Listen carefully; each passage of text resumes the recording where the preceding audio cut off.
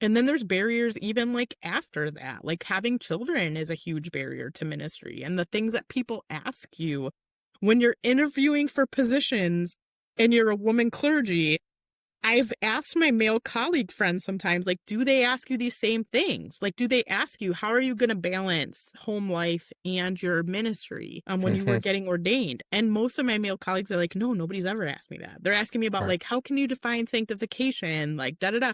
But then I got asked those things too. But a lot of the questions were like, if you have children someday, how are you going to navigate having a church ministry and having children too, right? Like that was a big question. So I think sometimes those things that seem seemingly small, or like those things that people say are like these microaggressions, for lack of a better term, start to weigh on you. Like you just start to hear them repeatedly. Like those little things. Like I know we know all the big things. We see the big John MacArthur's telling Beth Moore to go home, right? Like those Right. things are not, we see those, we read those. Lots of women have encountered those too. And for me, maybe I haven't had that on such a big scale, but I definitely have gotten a lot of little microaggressions, or at times people have said, well, Robbie can't take that responsibility because she has young children at home.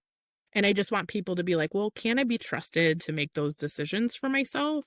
And Hmm. so just some of those little things for me have been barriers. And there is a real barrier to being a woman clergy with children because, at least in the USA, Canada, right, from a North American perspective, women carry a lot of that weight. And so there is a significant, in some ways, a barrier there, but that's Hmm. not the fault of clergy women. That's a societal, cultural thing, right? That we need to talk about changing. Yeah. That doesn't mean women aren't gifted or talented or capable. It's just a big issue, more that's broader.